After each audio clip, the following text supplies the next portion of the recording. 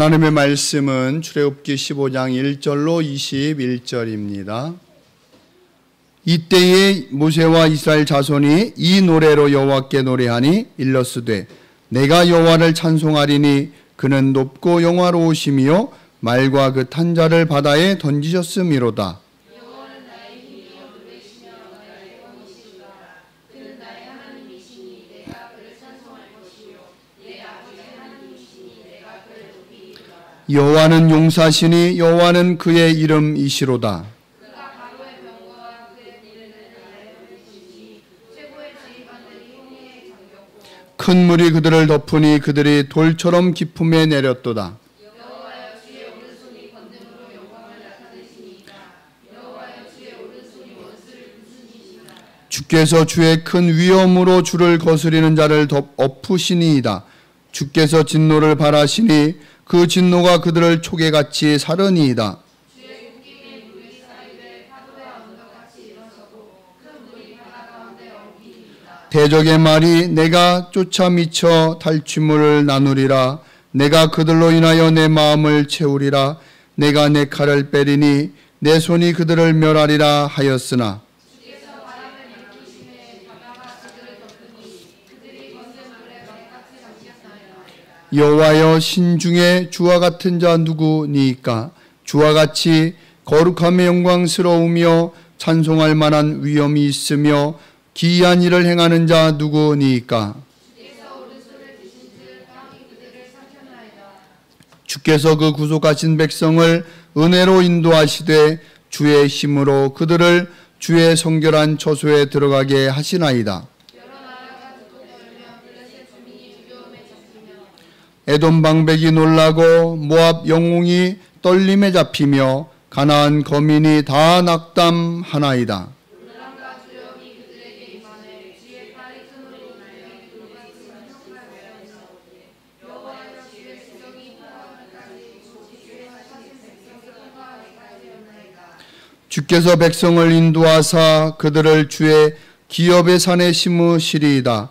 여호와여 이는 주의 처소를 삼으시려고 예비하신 것이라. 주여 이것이 주의 손으로 세우신 성소로소이다. 여호와께서 영원무궁하도록 다스리시리라 하였다. 바로의 말과 병거와 마병이 함께 바다에 들어가매 여호와께서 바닷물로 그들 위에 돌이켜 흐르게 하셨으나 이스라엘 자손은 바다 가운데서 육지로 행한지라. 아론의 누이 선지자 미리암이 손에 소울을 잡으매 모든 여인도 그를 따라 나오며 소울을 잡고 춤추니 함께 읽습니다.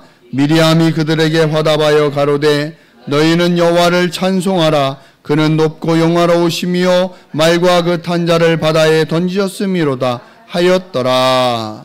아멘. 할렐루야. 할렐루야.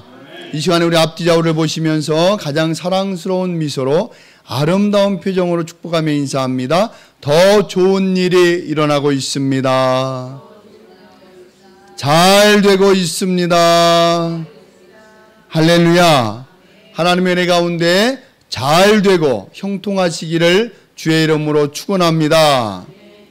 오늘은 어느덧 7월의 마지막 주일입니다.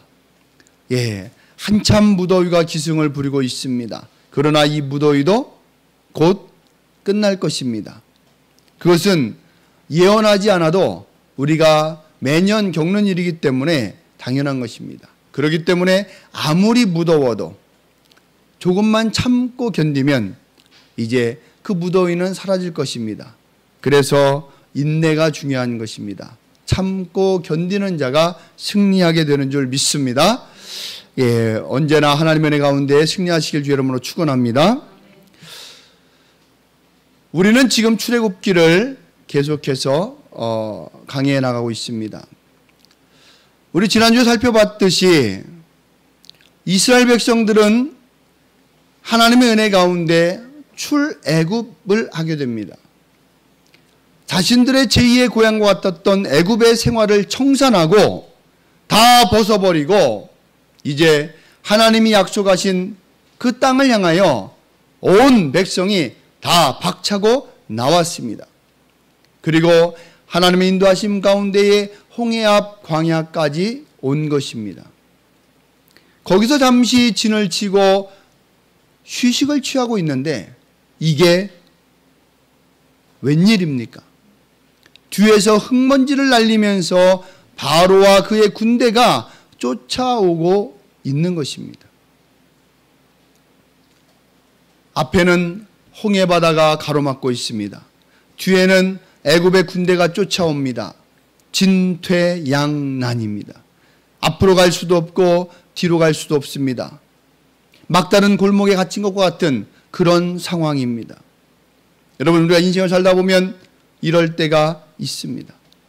꽉 막힌 골목에 갇혀버린, 더 이상 앞으로 나갈 수도 없고 뒤로 후퇴할 수도 없는 그런 진퇴양난과 같은 그런 상황에 처할 때가 있습니다. 그럴 때를 우리는 막장이라고 합니다. 막장. 막장이란 단어의 뜻이 무엇입니까? 막장은 그 탄광 같은 깊은 갱도에 그 더 이상 갈 수 없는 끝 굴을 막장이라고 합니다. 더 이상 갈 수 없는. 그래서 막장이라고 하는 건 나쁜 의미가 아닌데, 막장 드라마라는 건 뭐예요? 굉장히 안 좋은 뉘앙스를 주잖아요. 더 이상 끝을 볼 수 없는 그런 내용이다 이거죠. 예. 막장이라고 하는 것은 나쁜 의미는 아닌데 그렇게 좀 사용이 되어지는 거예요. 그러니까 더 이상 진행할 수 없는, 더 이상 어떻게 해볼 수 없는, 더 이상 나의 힘과 노력으로 무언가를 할 수 없는 그런 상황, 그런 상황이 지금 이스라엘 백성에게 닥쳐온 것입니다. 그때 이스라엘 백성들은 낙심합니다. 여러분, 막다른 골목에 다다르면 낙심할 수밖에 없는 거예요. 왜냐하면 더 이상 내가 할 수 있는 것이 아무것도 없기 때문입니다. 그래서 백성들은 하나님께 부르짖기 시작했습니다. 간절히 부르짖었습니다. 그 간절함이 얼마나 뜨거웠겠습니까? 그 간절함으로 하나님께 부르짖었어요. 그러나 상황은 조금도 나아지지 않습니다. 변화되는 것이 없어요. 그러자 그 이스라엘 백성들은 그 간절함이, 그 낙심이 이제는 모세를 향한 원망으로 뒤바뀌게 됩니다. 여러분 생각해 보십시오.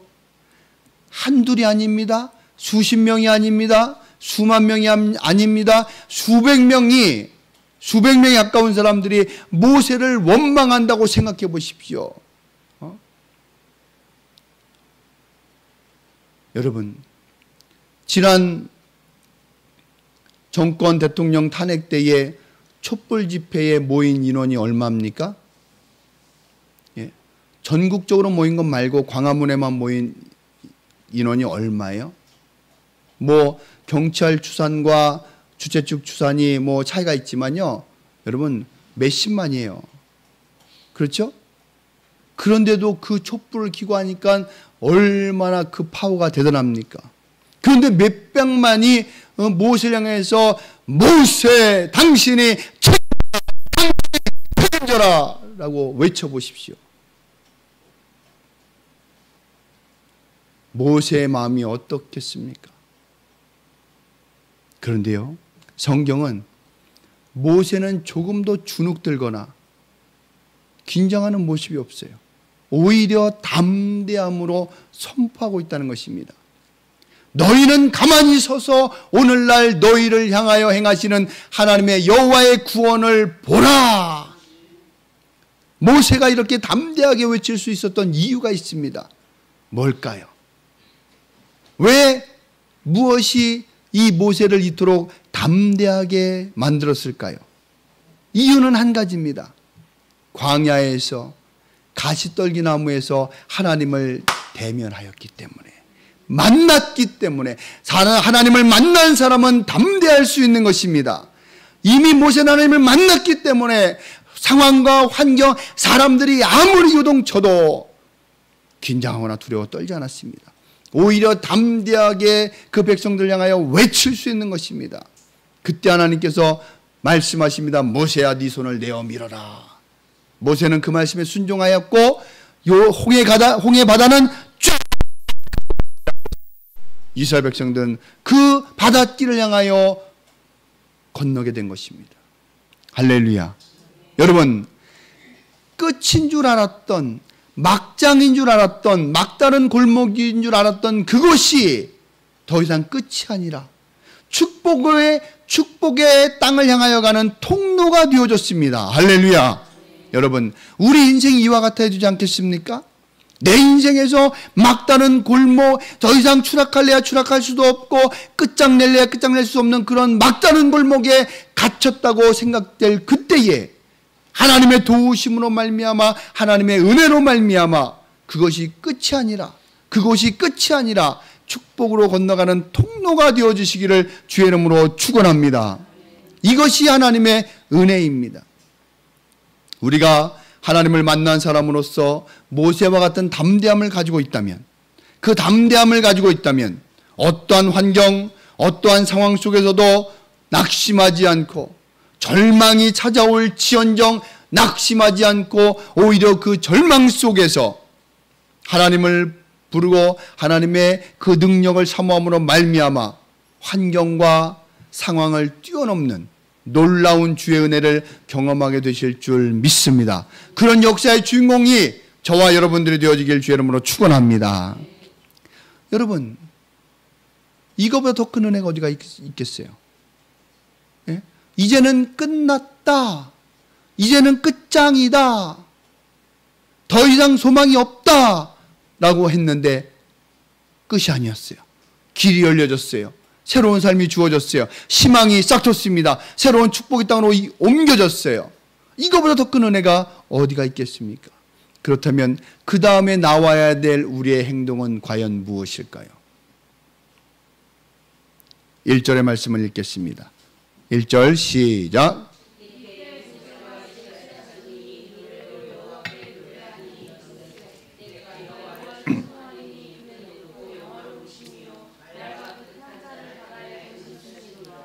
할렐루야. 이때에 이스라엘 백성들이 무엇을 하죠? 이때에 이스라엘 백성들이 뭘 합니까? 노래하잖아요. 노래. 어떤 노래예요? 기쁨의 노래. 할렐루야. 승리의 노래.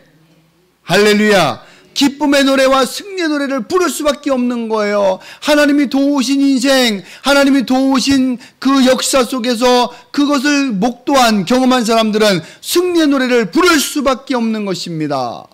신이 났습니다. 그래서 노래합니다. 네? 방금 전까지만 해도, 그죠? 전날 밤까지만 해도 세상에 그런 근심, 그런 절망 가진 사람이 없을 정도로. 예? 왜냐하면은 그냥 인생의 물질의 손해를 엄청 보는 정도가 아니고, 건강의 어떤 위험의 아주 큰 정도가 아니고, 이스라엘 백성들이 가지고 있었던 그 절망은요, 생명의 위태로움. 이제 나는 죽었구나. 그죠? 물에 빠져 죽던, 저 군사들의 칼에 죽던 이제 나는 죽었구나. 예? 사망의 권세였단 말이에요.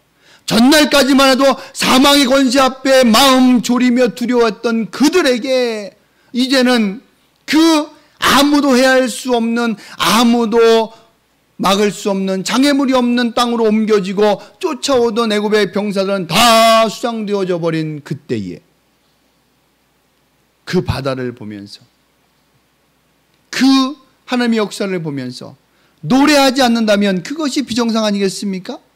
여러분, 우리가 조금만 기뻐도 그냥 입에서 흥얼흥얼 노래가 끊어지지 않는데 하나님의 이 역사가 내 삶 속에서 경험되었다면, 아니 여러분 생각해 보십시오. 지금 이스라엘 백성들이 신나서 노래하는 그 모습을 떠올려 보면서 한번 여러분 삶에 적응해 보시기 바랍니다. 여러분의 삶 속에 이런 하나님의 응답의 역사가, 하나님의 놀라운 역사가 일어났다고 생각해 보십시오. 여러분 어떻게 하겠는가? 예? 펄쩍펄쩍 뛰면서 기뻐하지 않겠습니까? 그것이 하나님의 은혜라는 것입니다. 여러분, 하나님의 역사 뒤에는 항상 이 기쁨의 찬송과 감사가 나와야 하는 것입니다. 하나님의 은혜를 잊어버리면 안 돼요. 하나님의 역사를 입 닦으면 안 됩니다. 언제나 하나님이 행하신 그 일에 대해서 감사할 수 있는 자가 진정 하나님의 자녀인 줄 믿습니다. 감사를 잃어버리는 것처럼 어리석은 것이 없는 거예요. 하나님께서는 주의 오른손의 권능으로, 오른손의 권세로 이스라엘 백성을 지켜주셨습니다. 6절의 말씀을 읽겠습니다.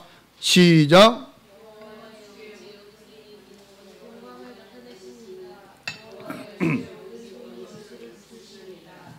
주의 오른손이 권능으로, 할렐루야, 주의 오른손이 권능으로 나타내셨다, 영광을 나타내셨다라고 성경 말씀합니다. 여러분, 오른손의 권능, 여러분, 단순히 오른손 왼손의 차이가 아닙니다. 이스라엘 백성들은요, 그 이스라엘 사람들은 고대로부터 가지고 있는 의식 가운데에 그 거룩함에 대한 그런 어떤 의식이 있어요. 예를 들면 엘로힘이라고 하는 하나님도 단어 자체는 엘이라고 하는 단어에 그 복수형이 붙어서 엘로힘이 된 것입니다. 그러면 하나님이 여러분이냐? 그런 차원이 아니에요. 그들은 이 거룩한 강조를 할 때 이 복수를 붙여서 그 단어를 위대하게 만드는 것입니다. 그런 것처럼 이스라엘 백성들에게는, 그 이스라엘 사람들에게는 예전부터 오른쪽은 하나님의 영역, 거룩한 영역이에요. 우리나라 사람들은 글씨를 어떻게 씁니까? 가나다라 마바사 왼쪽부터 쓰잖아요.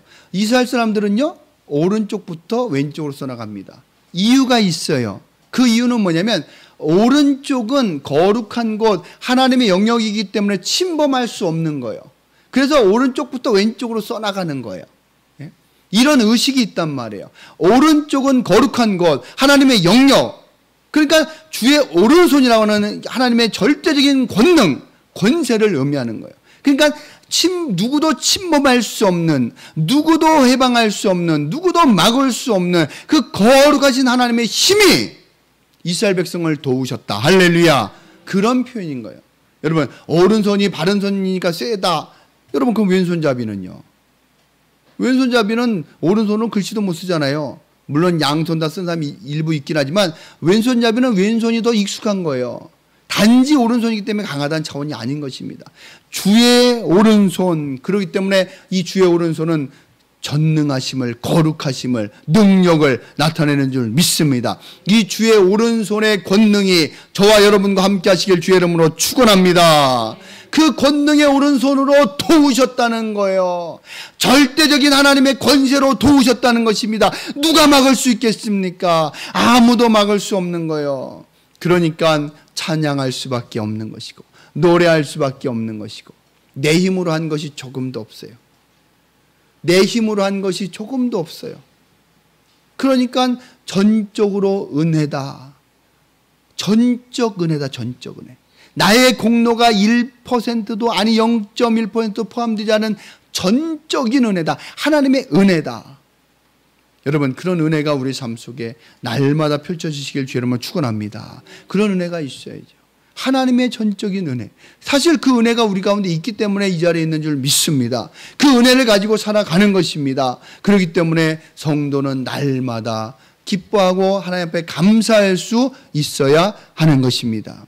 오늘 이 15장 1절부터 21절은 계속해서 노래하고 감사하고 찬양하는 그런 내용으로 나와져 있습니다. 그냥 입술로만 노래하는 것이 아닙니다. 입으로만 노래하는 것이 아닙니다. 미리암은, 모세의 누이 미리암은 소고를 잡았다고 성경은 말씀합니다. 20절입니다. 20절 시작.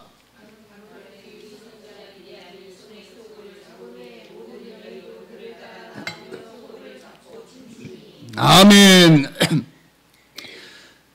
입술로만 한 것이 아니라 자기들이 가지고 있는 악기, 소고, 작은 복을 통해서 치면서 춤추며 찬양합니다. 노래합니다. 여러분, 승전가를 불러야 합니다. 하나님이 이기게 하신 그 전쟁의 승전가를 불러야 합니다. 오늘 설교 제목이 뭐죠? 한번 읽겠습니다. 시작. 네, 여러분, 하나님이 개입하시니까 승리하는 거예요. 하나님이 개입하셔서 승리하신 겁니다. 아멘이십니까? 그러면 우리는 진정 이 승리의 노래를 날마다 불러야 되는 거예요. 그죠? 그러려면 어떻게 해야 됩니까? 어떻게 해야 됩니까? 내 힘과 의지를 내려놓고 주님을 의지하십시오. 전능하신 오른손에 권능을 가지신 주님을 의지하십시오. 그리고 그 권능이 나한테 임하게 기도하시기 바랍니다. 여러분, 간절하면, 절망적인 상황 속에서 간절하면 기도하지만 기도가 절대 원망과 불평으로 승화돼서는 안 됩니다. 아무리 힘들어도 원망과 불평으로 가는 것은 어리석은 것입니다. 모세처럼 담대하게. 여러분, 하나님 만나셨습니까? 하나님 만난 체험 있습니까? 여러분, 모세처럼 하나님 만나십시오. 그러면요, 누가 와서 그냥 흔들어 제껴도 이 마음이 흔들리지가 않아요. 누가 와서 그냥 협박하고 뭐 해도 흔들리지가 않는 것입니다. 이런 영적인 체험이 있어야 되는 거예요. 그래야 신앙생활이 되는 것입니다. 영적인 체험이 없으니까 마당만 밟는 신자가 되어버리고 마는 것입니다. 교회를 왔다 갔다 합니다. 너무나도 안타까운 것은 이제 나온 지 얼마 안 되는 새 신자가 아닙니다. 그들은 하나님을 만나는 체험을 해나가면 되니까. 그런데 신앙생활 30년 40년 했다고 하는 사람들 중에서도 하나님을 만난 체험이 없으니까 그냥 종교생활이 되어져 버리고 마는 그런 안타까움이 있다는 거예요. 예. 어느 교회 권사님은요, 권사님인데 그 목사님 얘기하시는 거예요. 그 권사님은 꼭 인사할 때마다 이렇게 한대요. 아이고 목사님, 절 다니다가 이제 예수 믿고 왔는데 습관이 됐고 이 합장하고서 아이고 목사님 할렐루야.